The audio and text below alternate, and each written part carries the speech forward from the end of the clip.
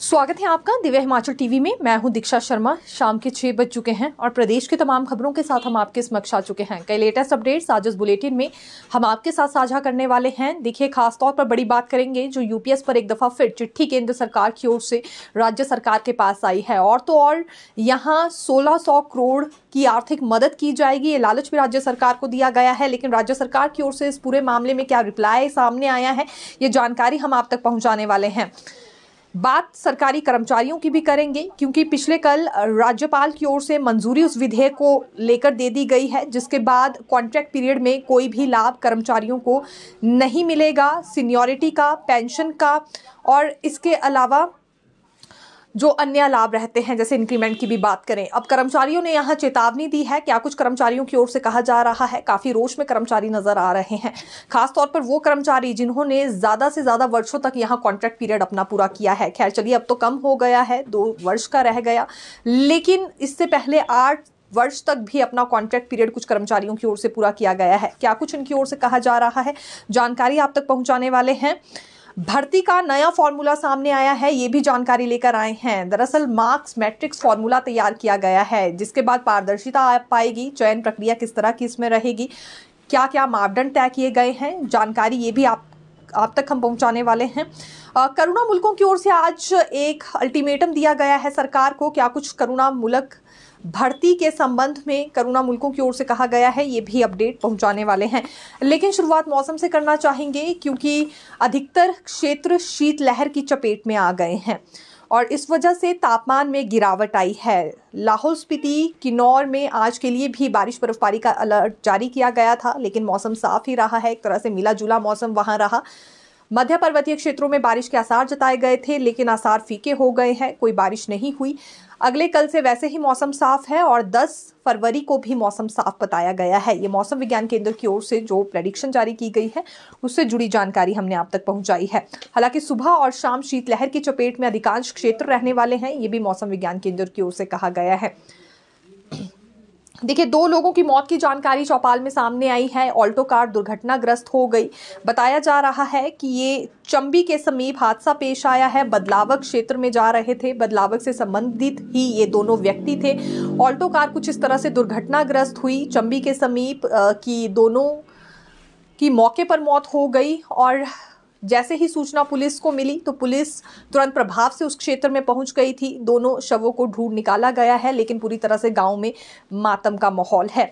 और ऐसा ही एक और इंसिडेंट पेश आया है। ये प्रयागराज महाकुंभ से शाही स्नान करके लौट रहे थे श्रद्धालु। हालांकि हमीरपुर की ये जानकारी है, लेकिन हिमाचल प्रदेश के हमीरपुर की नहीं बल्कि उत्तर प्रदेश के जिला हमीरपुर की ये जानकारी बताई जा रही है, जहां शाही स्नान करके श्रद्धालु लौट रहे थे। तकरीबन 20 के करीब संख्या थी। ये चड़ियार से गए थे प्रयागराज और जब लौट रहे थे तो उस वक्त बुंदेलखंड एक्सप्रेस के राजस्थान पर गाड़ी दुर्घटनाग्रस्त हो गई। 13 लोग घायल बताए जा रहे हैं, 2 की मौत हो गई है। 20 लोग सवार थे, इसमें 7 से 8 के करीब लोग अभी सही सलामत भी हैं। लेकिन इस तरह के इंसिडेंट्स भी पेश आ रहे हैं इन दिनों हिमाचल प्रदेश से भी, क्योंकि श्रद्धालु पहुंच रहे हैं प्रयागराज में डुबकी लगाने के लिए, महाकुंभ में ये शाही स्नान करने के लिए। जरूरी है सतर्कता बरती जाए, क्योंकि इस तरह के इंसिडेंट पेश आ रहे हैं। मामला ये कुछ इस तरह से बताया जा रहा है कि ड्राइवर को गाड़ी चलाते वक्त नींद आ गई थी। गाड़ी चलाते वक्त ड्राइवर को सतर्क रहना जरूरी है, क्योंकि उसके साथ इतने श्रद्धालु जा रहे हैं और एक शुभ काम के लिए जा रहे हैं। हालांकि वापस लौटते वक्त ये हादसा पेश आया है। देखिए, चिट्टा कितना खतरनाक है, इस बात का अंदाजा आप यहां से लगा सकते हैं कि 27 वर्षीय युवक के बॉडी पार्ट्स एकदम से डैमेज हो गए जैसे ही इसने चिट्टे का सेवन किया। दरअसल ये घटना बताई जा रही है बड़सर की। हमीरपुर के बड़सर में पुलिस ने इस युवक को चिट्टे के साथ पकड़ा था। 10,000 रुपए नकदी भी इससे बरामद की थी और तराजू भी इससे बरामद किया। ये चिट्टा तोलने के लिए इसने रखा था, लेकिन पुलिस की पकड़ से ये बच सके, इसने एक हथकंडा अपनाना चाहा और लिफाफे समेत ही इसने चिट्टा निगल लिया। प्लास्टिक का लिफाफा इसके पास था जिसमें इसने चिट्टा रखा था, उसी के समेत लिफाफे समेत ही ये पूरा चिट्टा निगल गया। और अचानक से इसकी तबीयत खराब हुई। जब इसे अस्पताल पुलिस लेकर गई तो वहां पता चला कि इसकी किडनी डैमेज हो गई है और अन्य अंग भी प्रभावित हुए हैं। तो ये मामला सामने आया है। 14 दिन से ये आईसीयू में भर्ती बताया जा रहा है। गंभीर रूप से एक तरह से इसका शरीर जो है वो प्रभावित हो गया है, यानी कि शरीर के जितने भी अंग हैं वो सभी प्रभावित हो गए हैं। चिट्टा इतना ज़्यादा खतरनाक है, ये समझने की आवश्यकता है यंगस्टर्स को। हिमाचल प्रदेश में भाजपा की ओर से जश्न मनाया जा रहा है क्योंकि दिल्ली में चुनावों में भाजपा की जीत हो गई है। हिमाचल प्रदेश में कई ऐसे क्षेत्र हैं जहां आज भाजपा की ओर से जश्न मनाया गया। सबसे पहले बात राजधानी शिमला की करते हैं, जहां भाजपाइयों ने लड्डू बांटे शिमला की सीटियों में और ये ढोल बाजे के साथ नजर आए हैं। दूसरा एक और जो मामला है या तस्वीरें कह लीजिए जो इस तरह की निकलकर सामने आई हैं, वो मंडी के जोगिंदर नगर में भी आई। हमीरपुर के गांधी चौक पर भी भाजपा नेताओं ने एक दूसरे को लड्डू बांटे हैं और भाजपा कार्यकर्ताओं में नया जोश, नया उत्साह इस जीत के बाद देखने में आया है। देखिए, वहां आम आदमी पार्टी भाजपा दोनों में जबरदस्त टक्कर थी और पिछले कल तक यही माना जा रहा था कि आम आदमी पार्टी भी पीछे नहीं रहने वाली है, लेकिन आज जो नतीजे सामने आए हैं उसके बाद भाजपाइयों की खुशी थम नहीं रही है, भाजपाइयों में खुशी की लहर है। और इसी बीच नेता प्रतिपक्ष जयराम ठाकुर ने एक बड़ा तंज कसते हुए कहा है यहां सुक्खू सरकार को कि अभी आने वाले विधानसभा चुनावों में यहां भी कांग्रेस की यही हालत होने वाली है जो कि दिल्ली में हुई है।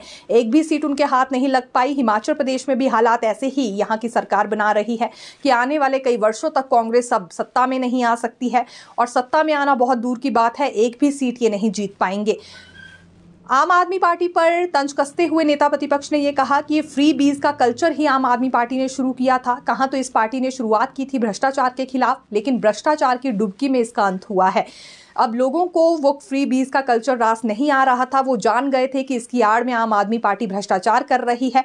लेकिन अब डबल इंजन की सरकार को दिल्ली में जनता ने चुना है तो विकास भी डबल गति से वहां होने वाला है और आपदा एक तरह से दिल्ली में खत्म हुई है। बाकी राज्यों के लिए ये बहुत बड़ा संदेश है, खासतौर पर हिमाचल प्रदेश के लिए, आम आदमी पार्टी को भी, कांग्रेस को भी। देखिए, हिमाचल प्रदेश में आम आदमी पार्टी का वैसे ही कोई ज्यादा अस्तित्व नहीं है, लेकिन कांग्रेस के लिए ये बड़ा सबक है। नेता प्रतिपक्ष जयराम ठाकुर का ये मानना है क्योंकि यहाँ भी फ्री बीज दी गई हैं, यानी कि ये मुफ्त की रेवड़ियां बांटने की अनाउंसमेंट्स बार बार कर दी जाती हैं और फिर इसके अलावा गारंटियां दे दी जाती हैं जो गारंटी पूरी नहीं कर पाती है सरकार। अभी अगर मौजूदा समय के साथ आने वाले समय में भी हालात ऐसे ही रहते हैं तो विधानसभा चुनाव में यही परिणाम कांग्रेस सरकार को यहाँ देखना पड़ेगा। कांग्रेस पार्टी के हाथ एक भी सीट नहीं लगने वाली है, ये नेता प्रतिपक्ष ने आज बड़ा दावा किया है। कुछ और नेता भी हैं जिनकी ओर से रिएक्शन सामने आया है। इसमें भाजपा सांसद हर्ष महाजन है जिनका ये कहना है कि ये पैनिक बटन लगाने का दावा वहां दिल्ली में आम आदमी पार्टी की सरकार करती रही, लेकिन 500 करोड़ का घोटाला इसकी एवज में कर दिया और घोटाले में ही ये सरकार पूरी तरह से संलिप्त थी, भ्रष्टाचार में ही संलिप्त थी। अगर यहाँ पैनिक बटन की आवश्यकता थी तो वो मुख्यमंत्री के शीश महल में थी, यानी कि ये जो आम आदमी पार्टी के प्रमुख नेता भी हैं और दिल्ली में इससे पहले मुख्यमंत्री भी थे अरविंद केजरीवाल, इन्होंने अपने लिए जो शीश महल बनाया था वहां पैनिक बटन की आवश्यकता थी। इसके अलावा सांसद सुरेश कश्यप की ओर से भी एक टिप्पणी की गई है जिसमें इनका कहना है कि केजरीवाल की यात्रा अब जाम हो चुकी है। दिल्ली में ट्रैफिक जाम नहीं रहा बल्कि केजरीवाल की यात्रा जाम हो गई है और ये चुनाव विधायक बनाने के लिए नहीं थे बल्कि दिल्ली की तकदीर बदलने के लिए थे और दिल्ली वासियों ने अपनी तकदीर बदली भी है, जो कि प्रधानमंत्री नरेंद्र मोदी पर विश्वास दिखाया है। देखिए, ये जो दिल्ली में जीत हुई है इसमें हिमाचल का भी बड़ा रोल समझा जा रहा है क्योंकि हिमाचल प्रदेश के दो बड़े नेताओं की इसमें अहम भूमिका रही है, जिसमें एक जगत प्रकाश नड्डा माने जा रहे हैं, दूसरे अनुराग ठाकुर है। ये भाजपाइयों की ओर से आज भी यहाँ बार बार जिक्र किया गया है कि दोनों ही नेताओं ने अहम भूमिका निभाई है और ये बड़ी जीत भाजपा के हाथ लगी है। इतनी बड़ी जीत की संभावना या उम्मीद खुद भी कहीं ना कहीं भाजपा को नहीं थी, लेकिन कुछ भाजपा के नेताओं का ये भी कहना है कि जब दिल्ली में ये प्रचार प्रसार के लिए जा रहे थे तो उस वक्त जनता में कुछ नया उत्साह था, कुछ नया करने की उम्मीद थी और यही एक बड़ी वजह रही है कि अब भाजपा को वहां पर मौका दिया गया है आम आदमी पार्टी को दरकिनार कर। लेकिन कांग्रेस वर्कर्स बहुत ज़्यादा मायूस है और हो भी क्यों ना। देखिए, फिलहाल अलका लांबा भी क्योंकि दिल्ली में हार गई हैं और अलका लांबा की कंस्टिट्यूएंसी में खुद मुख्यमंत्री सुखविंदर सिंह सुक्खू प्रचार प्रसार करने के लिए गए थे, लेकिन अलका लांबा की जमानत भी जब्त हो गई है। तो ये स्थिति कुछ इस तरह की बन गई है जिस वजह से कांग्रेस वर्कर्स में मायूसी काफ़ी ज़्यादा इस वक्त छाई हुई है। एक भी सीट क्योंकि वहाँ पर कांग्रेस के हाथ नहीं लग पाई है।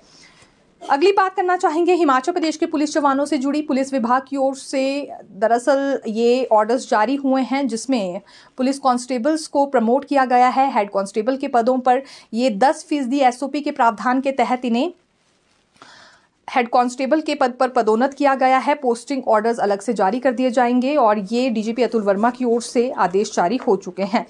करुणा मुल्कों की ओर से आज एक मांग रखी गई है कि डेट ऑफ डेथ से इन्हें नौकरी दी जाए। जिस दिन डेथ होती है उसके कुछ दिन बाद से ही इन्हें नौकरी दे दी जाए या फिर उसी डेट से इनके लिए नौकरी का प्रावधान होना चाहिए, क्योंकि यहाँ 15 से 20 वर्ष हो गए हैं ये नौकरी का इंतजार ही कर रहे हैं। अभी तक इनके हाथ कुछ नहीं लग पाया है।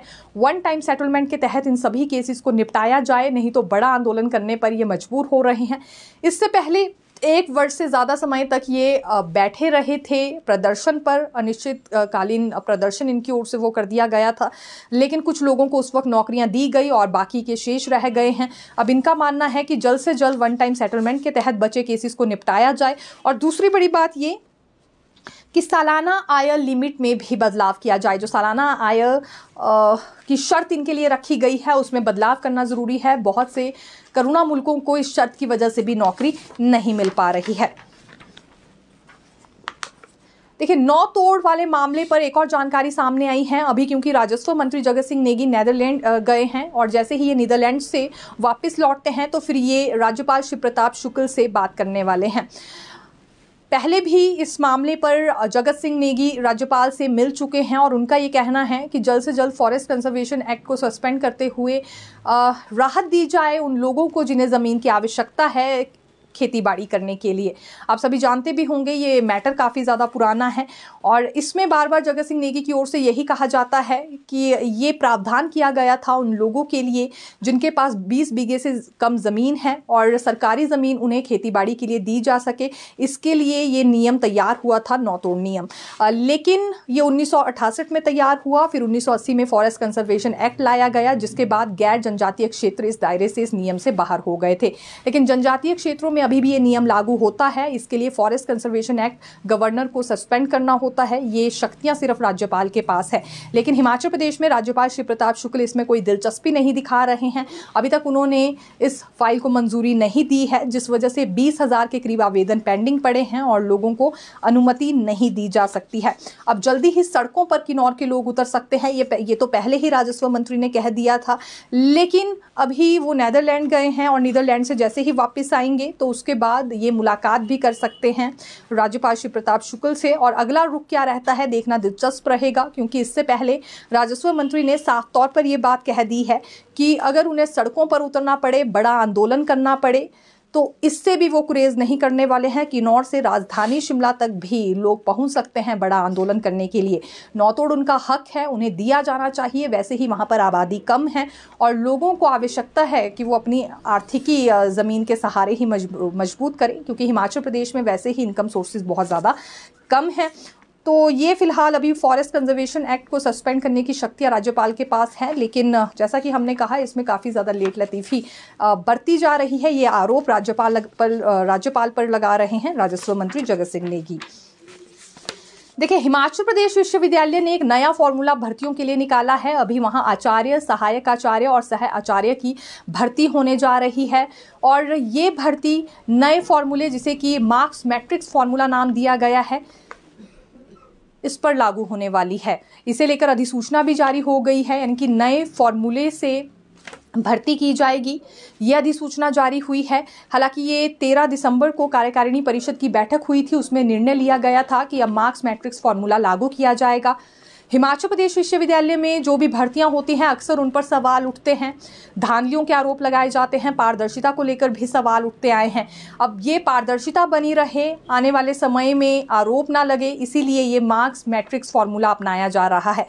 दरअसल इसमें जो साक्षात्कार बोर्ड में सदस्य होंगे वो तय करेंगे कि कितने अंक बनते हैं और उसके बाद वो पूरा डाटा सार्वजनिक भी किया जाएगा। यानी कि 10वीं में कितने मार्क्स थे, हायर एजुकेशन में कितने मार्क्स थे और इंटरव्यू में कितने मार्क्स मिले हैं, इसके अलावा किन मापदंडों के तहत चयन प्रक्रिया पूरी हुई है किसी भी व्यक्ति की, ये पूरा डाटा सार्वजनिक किया जाएगा और इस फॉर्मूले को ही यहाँ मार्क्स मैट्रिक्स फॉर्मूला कहा जा रहा है।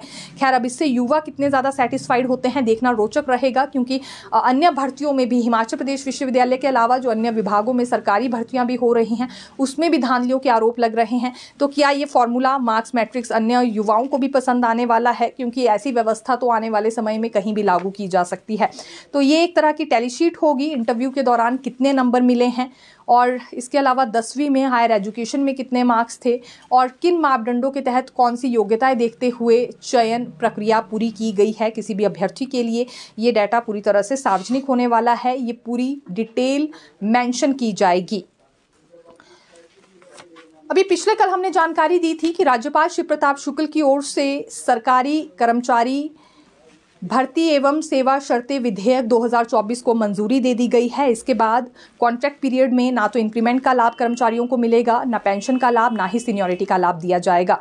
खासतौर पर वो कर्मचारी 12 दिसंबर 2003 के बाद जो नियुक्त हुए हैं, इन्हें कॉन्ट्रैक्ट पीरियड का कोई भी लाभ नहीं मिलेगा। हालांकि कई केसेस देखिए कोर्ट का दरवाज़ा खटखटा रहे थे। सबसे ज़्यादा तो शिक्षा विभाग में ऐसे केसेस थे जो इंडिविजुअली कर्मचारियों की ओर से जब कोर्ट का दरवाज़ा खटखटाया गया तो उन्हें इस केस में जीत भी हासिल हो रही थी और सरकार को आदेश जारी हो रहे थे कि कॉन्ट्रैक्ट की अवधि से ये लाभ दिए जाए। जिसके बाद ये विधेयक लेकर आई सरकार। शीतकालीन सत्र के दौरान इस विधेयक को पारित किया गया और अब राज्यपाल के पास था। कर्मचारियों की नजरें राज्यपाल पर थी कि शायद हो सकता है गवर्नर फाइनल मंजूरी ना दे, लेकिन पिछले कल गवर्नर ने फाइनल मंजूरी दे दी है। इसका एक बड़ा कारण ये भी रहा कि कुछ रोज पहले ही मुख्यमंत्री सुक्खू इस बिल से संबंधित जानकारी को लेकर राज्यपाल से मिले थे। उसके बाद मुख्य सचिव प्रबोध सक्सेना और विधि सचिव भी इस बिल के बारे में बातचीत कर चुके हैं राज्यपाल से मिलकर। ठीक कुछ दिन बाद मंजूरी इसे मिल जाती है और अब ये तय हो चुका है कि 12 दिसंबर 2003 के बाद नियुक्त कर्मचारियों को कॉन्ट्रैक्ट पीरियड का कोई भी लाभ नहीं दिया जाएगा, ना ही पेंशन का, ना ही सीनियरिटी का और ना ही इंक्रीमेंट का। लेकिन कर्मचारी काफ़ी ज़्यादा रोष में है, ये सुप्रीम कोर्ट जाने की चेतावनी दे रहे हैं। सोशल मीडिया पर अभियान कर्मचारियों ने तेज कर दिया है कि अब सुप्रीम कोर्ट का दरवाज़ा खटखटाएंगे, ये इनके साथ अन्याय है और ख़ास तौर पर उन कर्मचारियों के साथ जो कि नियुक्ति की तिथि से वरिष्ठता का लाभ मांग रहे थे। इसी एवज में यहाँ पर इन्होंने एक बड़ा संगठन तैयार कर लिया था जिसमें 60 से 70 हज़ार के करीब कर्मचारी जुड़ गए थे और ये मांग कर रहे थे कि इन्हें डेट ऑफ अपॉइंटमेंट से सीनियरिटी का लाभ दिया जाए, यानी कि नियुक्ति की तिथि से वरिष्ठता का लाभ दिया जाए। अब फिलहाल इस मांग के वैसे ही कोई मायने नहीं रह जाते हैं जब कॉन्ट्रैक्ट पीरियड में कोई भी लाभ नहीं मिलेगा। ये विधेयक पारित होने के बाद फाइनल मंजूरी के साथ हमारे समक्ष आ चुका है। इसमें कर्मचारियों को रिकवरी का डर भी सता रहा है, जिन्हें ये राहत मिल गई थी। कोर्ट ने आदेश जारी कर दिए थे जिनके केस में कि कॉन्ट्रैक्ट की अवधि से ही सभी लाभ दिए जाएं। अब उनका क्या होगा, फिलहाल इस पर अभी तक कोई स्थिति स्पष्ट हो नहीं पाई है।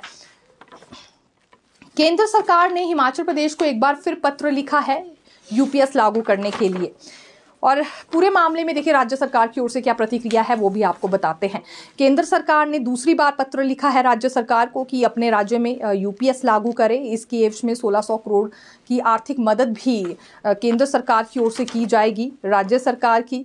लेकिन पूरे मामले में सुक्खू सरकार का ये कहना है कि इससे पहले भी पत्र आया था, अब भी आया है और ओपीएस यहाँ के कर्मचारियों के लिए लागू कर दी गई है क्योंकि ओपीएस चुनावी वादा था और ये वादा सरकार को पूरा करना था। इसीलिए पहली कैबिनेट में 1,36,000 के करीब कर्मचारियों को ओपीएस दी गई है।